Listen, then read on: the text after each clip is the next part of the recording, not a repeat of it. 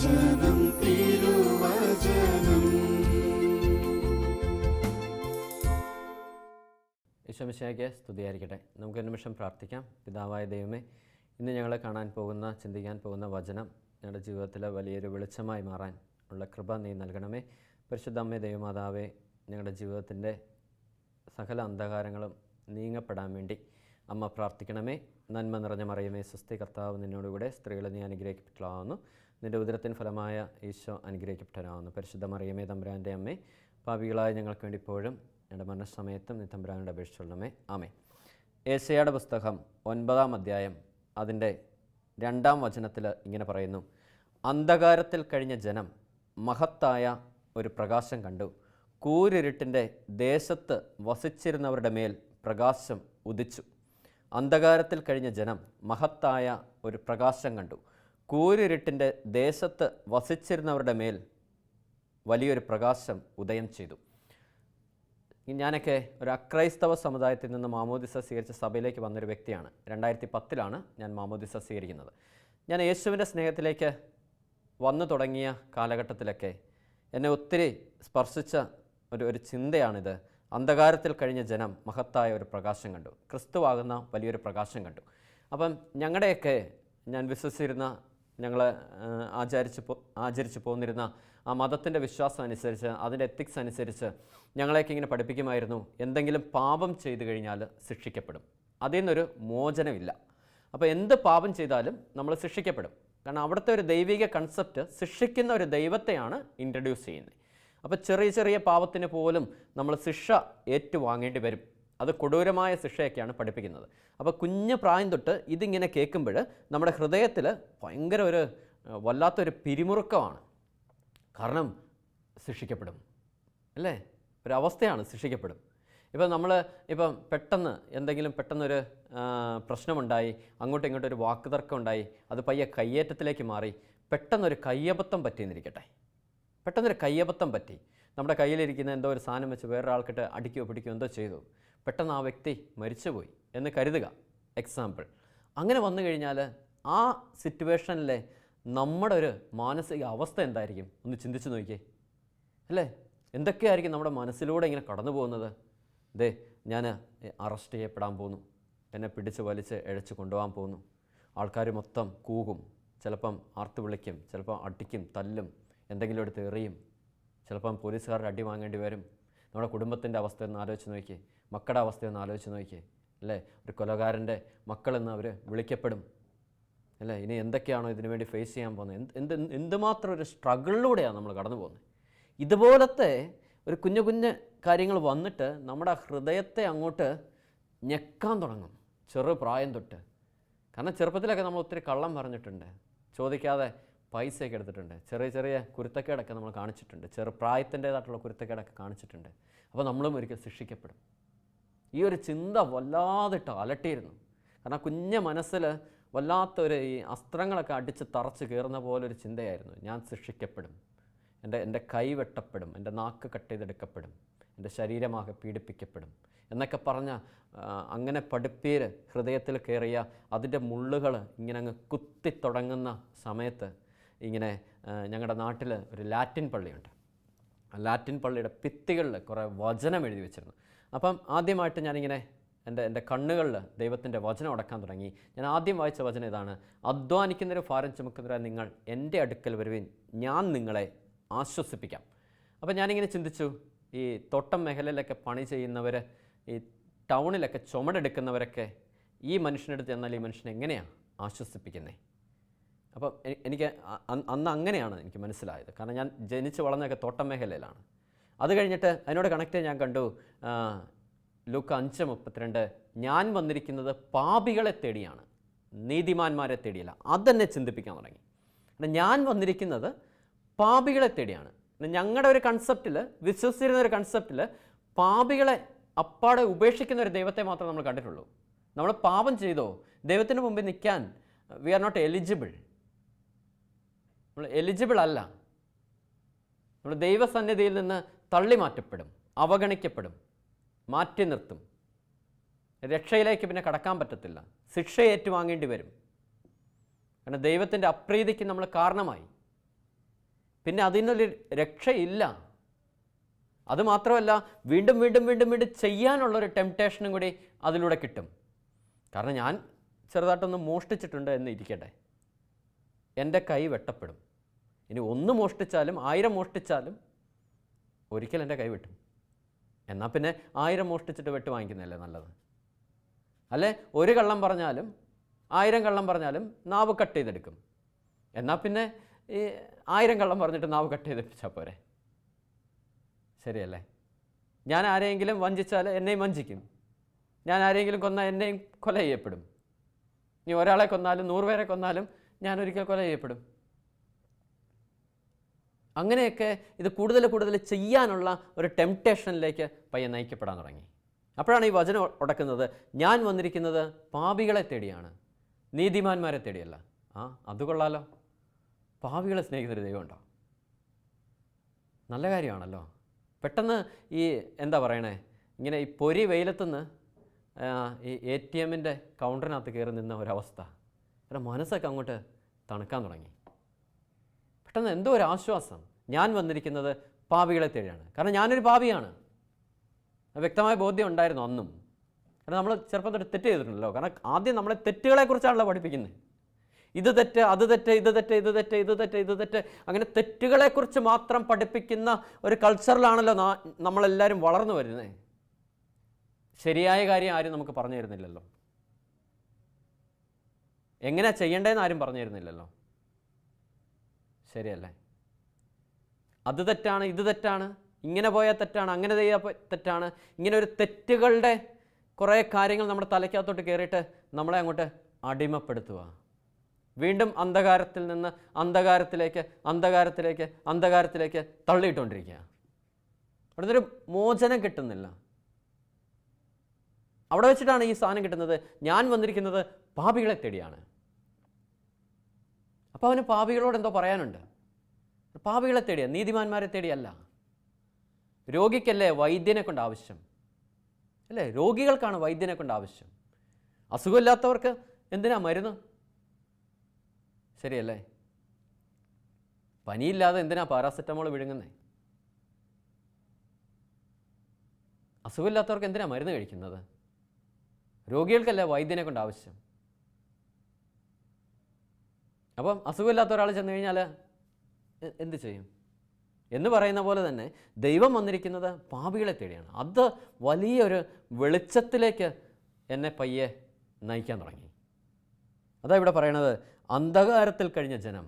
കാരണം ഇരുട്ടിൽ നിന്ന് ഇരുട്ടിലേക്ക്, സ്ട്രെസ്സിൽ നിന്ന് സ്ട്രെസ്സിലേക്ക് പൊയ്ക്കൊണ്ടിരിക്കുന്ന എൻ്റെ ജീവിതത്തിൽ ഒരു വെളിച്ചം കാണാൻ തുടങ്ങി. ഒരു ജനം, മഹത്തായ ഒരു പ്രകാശം കണ്ടു. നമ്മളൊക്കെ ഇത്രയും ചെയ്താൽ മതിയെന്നേ. കാരണം ഈ ഇരുട്ട് നിറഞ്ഞ ഭയങ്കര കൂരിരുട്ടുള്ള ഒരു റൂമിൽ ചെറിയൊരു മെഴുകുതിരി കത്തിച്ച് വെച്ചാൽ മതി. ആ സകല ഇരുട്ടിനെയും ആ മെഴുകുതിരി അപ്രത്യക്ഷമാക്കും. അത് മതി. എന്തിനാ ഇരുട്ടിനെക്കുറിച്ച് തന്നെ പറഞ്ഞുകൊണ്ടിരിക്കുന്നത്, തെറ്റിനെക്കുറിച്ച് തന്നെ പറഞ്ഞുകൊണ്ടിരിക്കുന്നത്? അല്ലേ, എന്ത് വലിയ തെറ്റുകളാണെങ്കിലും ഒരു ചെറിയ ശരി കൊണ്ട് അതിനെ നമുക്ക് റീപ്ലേസ് ചെയ്യാൻ പറ്റും. എത്ര വലിയ തിന്മയാണെങ്കിലും ഒരു ചെറിയ നന്മയുടെ ഒരു കിരണം കൊണ്ട് ആ സാധനത്തിനെ മാറ്റാൻ പറ്റും. അന്ധകാരത്തിൽ കഴിഞ്ഞ ജനം ഒരു മഹത്തായ പ്രകാശം കണ്ടു. കൂരിരുട്ടിൻ്റെ ദേശത്ത് വസിച്ചിരുന്നവരുടെ മേൽ ആ പ്രകാശം ഉദിച്ചു. പതുക്കെ ചിന്തിക്കാൻ തുടങ്ങി, ഇങ്ങനെ ഒരു ദൈവം ഉണ്ടോ? അങ്ങനെ ഒരു ദൈവത്തെ പതുക്കെ അന്വേഷിക്കാൻ തുടങ്ങി. ഞങ്ങളുടെയൊക്കെ മത അധ്യാപകരോട് ചോദിക്കാൻ തുടങ്ങി. അവിടെ നിന്നും ഒരു ഉത്തരം കിട്ടുന്നില്ല. അങ്ങനെ എൻ്റെ ജീവിതത്തിൽ ഞാനൊരു ബൈബിള് സംഘടിപ്പിച്ചു. ഒത്തിരി കാലങ്ങൾക്ക് ശേഷം എൻ്റെ +2 പഠിക്കുമ്പോൾ ഞാനൊരു ബൈബിള് സംഘടിപ്പിച്ചു. അന്ന് എനിക്ക് ഭയങ്കര സംശയമാണ്, ഈ യേശു ക്രിസ്തു കുരിശിൽ മരിച്ചിട്ടുണ്ടോ ഇല്ലയോ? കാരണം ഞങ്ങളുടെയൊക്കെ വിശ്വാസം അനുസരിച്ച് ഇങ്ങനെ പറയപ്പെടുന്നുണ്ട്, യേശുവിനെ ആരും കൊന്നിട്ടില്ല എന്നൊക്കെയാണ് പറയുന്നത്, കുരിശിൽ കൊന്നിട്ടില്ല എന്നൊക്കെ പറയുന്നുണ്ട്. പക്ഷേ ഒരു ക്രിസ്തീയ കൺസെപ്റ്റ് അനുസരിച്ച് ഒരു ക്രിസ്തു വിശ്വാസത്തിൻ്റെ കേന്ദ്രം എന്ന് പറയുന്നത് യേശുവിൻ്റെ കുരിശുമരണവും ഉദ്ധാനവുമാണ്. അവൻ്റെ മരണവും ഉദ്ധാനവും ഇതാണ് അല്ലേ, ക്രിസ്തു മരിച്ചവരിൽ നിന്ന് ഉയർത്തെഴുന്നേറ്റില്ലായിരുന്നെങ്കിൽ ഞങ്ങളുടെ പ്രസംഗം വ്യർത്ഥമാണെന്നാണ് പറയുന്നത്. കാരണം യേശു ക്രിസ്തു മരിച്ചവരിൽ നിന്ന് ഉയർത്തെഴുന്നേറ്റിട്ടുണ്ട് അല്ലേ. അതാണ് ഒരു ക്രിസ്തീയതയുടെ ഒരു അന്തസത്ത എന്ന് പറയുന്നത്. ശരിക്കും ഒരു കോർ ക്രിസ്ത്യാനിറ്റി എന്ന് പറയുന്നത് ക്രിസ്തുവിൻ്റെ ഉയർപ്പാണ്, മരിച്ചവരിൽ നിന്നുള്ള ഉയർപ്പാണ്. അപ്പോൾ യേശു കുരിശിൽ മരിച്ചിട്ടുണ്ടോ ഇതായിരുന്നു ചിന്ത. അപ്പം അങ്ങനെ ചിന്തിച്ച് പോയി കഴിഞ്ഞപ്പോഴത്തേക്ക് നമുക്കിപ്പോൾ മനസ്സിലാകാം, എന്തെങ്കിലും ഒരു സാധനം നമ്മൾ വാങ്ങിക്കണമെങ്കിൽ അതിന് ക്യാഷ് കൊണ്ട് കൊടുക്കും, അല്ലേ? ആ സാധനത്തിന് ഒത്ത മൂല്യമുള്ള പൈസ കൊണ്ട് കൊടുക്കും. ഇപ്പം ഒരു പവൻ ഗോൾഡ് വാങ്ങിക്കണമെങ്കിൽ ഇപ്പം എനിക്ക് തോന്നുന്നു 35,000 36,000 റുപ്പീസാണ്, അല്ലേ, ഒരു പവൻ 8 ഗ്രാം ഗോൾഡിൻ്റെ വില. അപ്പം ആ 8 ഗ്രാമിന് തുല്യമായ ഈ 36,000 റുപ്പീസ് ഒരു സാധനം കൊടുക്കുമ്പോഴാണ് ഈ 8 ഗ്രാം ഗോൾഡ് നമുക്ക് കിട്ടുന്നത്. ശരിയല്ലേ? അങ്ങനെയെങ്കിൽ നമ്മൾ പാപം ചെയ്തിരിക്കെ, നമ്മൾ പാപികളായതുകൊണ്ട്, നമ്മൾ ദൈവത്തിൻ്റെ സൃഷ്ടിയാണല്ലോ, ദൈവം നമ്മളെ സൃഷ്ടിച്ചതാണ്. അപ്പോൾ ആ സൃഷ്ടി ഒരു പാപം ചെയ്തു കഴിഞ്ഞാൽ അതിൻ്റെ ദൈവത്തിൻ്റെ തന്നെ ഒരു സത്ത, അല്ലേ, നമുക്ക് പകരം കൊടുക്കേണ്ടിയിരിക്കുന്നു. അങ്ങനെ ഒരു കൺസെപ്റ്റിലേക്ക് പയ്യെ പയ്യെ പയ്യെ പയ്യെ എത്താൻ തുടങ്ങി. കാരണം ഞാൻ ബൈബിൾ തുറന്നപ്പോൾ എനിക്ക് ആദ്യം കിട്ടിയ വചനം ഇതാണ്, ഹെബ്രായർ 9:22.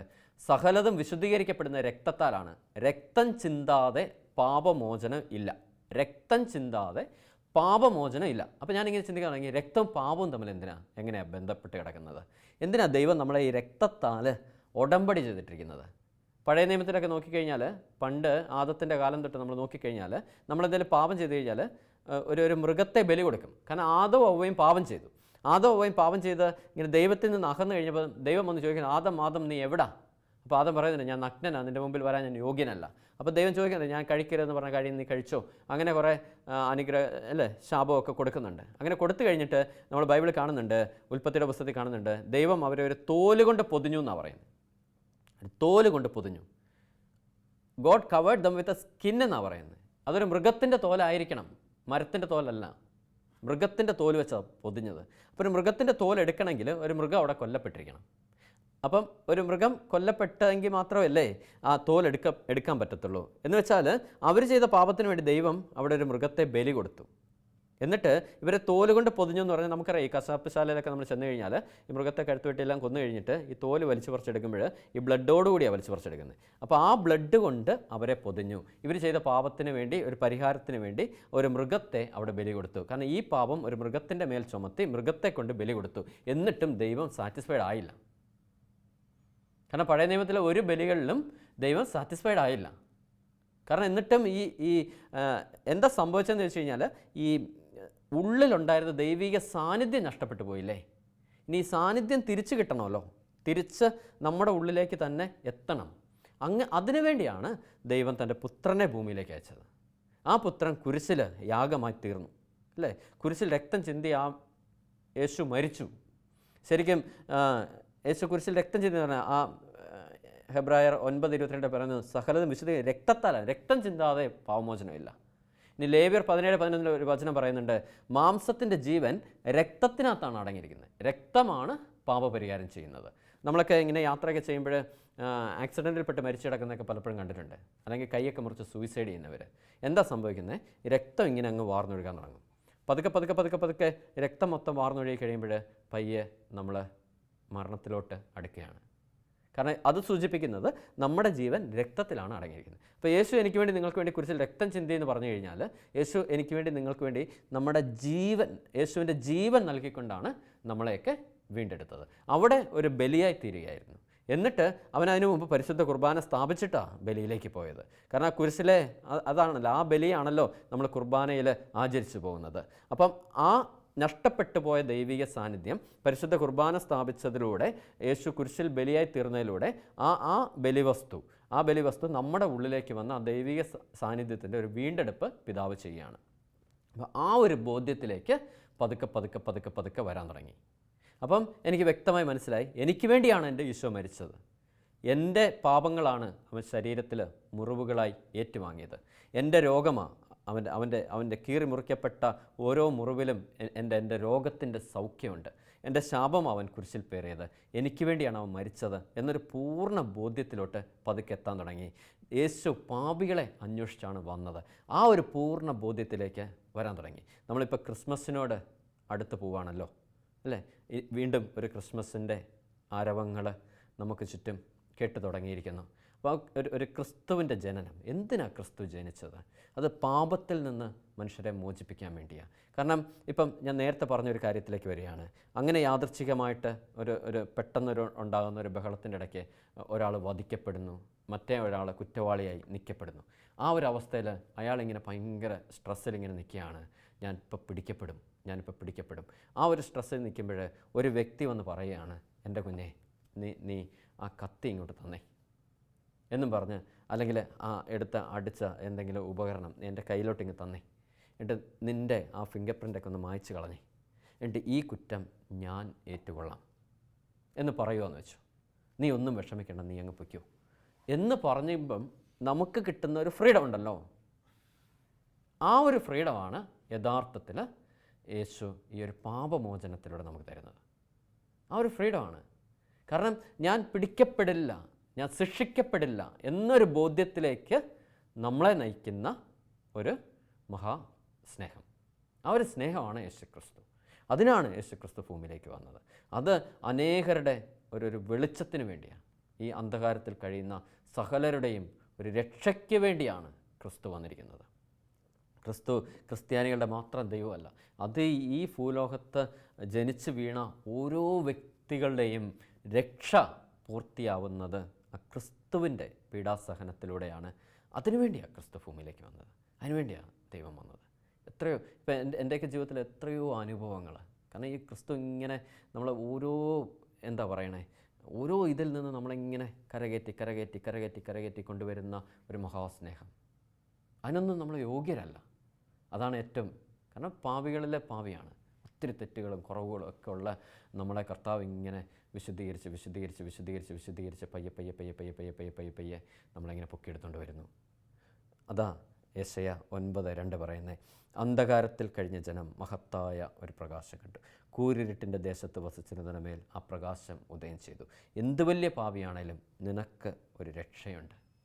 നീ എത്ര വലിയ പാപം ചെയ്ത വ്യക്തി ആയിക്കൊള്ളട്ടെ, നീ എത്ര വലിയ തിന്മയിൽ അകപ്പെട്ട വ്യക്തി ആയിക്കൊള്ളട്ടെ, നീ ഒരു കൊലപാതകിയാണോ, നീ വ്യഭിചാരം എന്ന പാപത്തിന് നീ അടിമയാണോ, എൻ്റെ കുഞ്ഞെ, നീ ഒത്തിരി ഇനി കേട്ടുകേൾവി പോലും ഇല്ലാത്ത പാപങ്ങൾക്ക് അതിൻ്റെ ഒരു കുത്തഴിഞ്ഞ ജീവിതത്തിലാണോ നീ ജീവിച്ചു കൊണ്ടിരിക്കുന്നത്, നിനക്ക് ഒരു രക്ഷയുണ്ട്. ഒരു രക്ഷകൻ നിനക്ക് ജനിച്ചിട്ടുണ്ട്, കാലിത്തൊഴുത്തിൽ ജനിച്ചിട്ടുണ്ട്. ഇനി നീ രോഗിയാണോ, എൻ്റെ കുഞ്ഞെ, നിനക്ക് സൗഖ്യദായകനുണ്ട്. ഇനി നീ ഭാരം വഹിക്കുന്നവനാണോ, നിനക്ക് ആശ്വാസം ലഭിക്കും.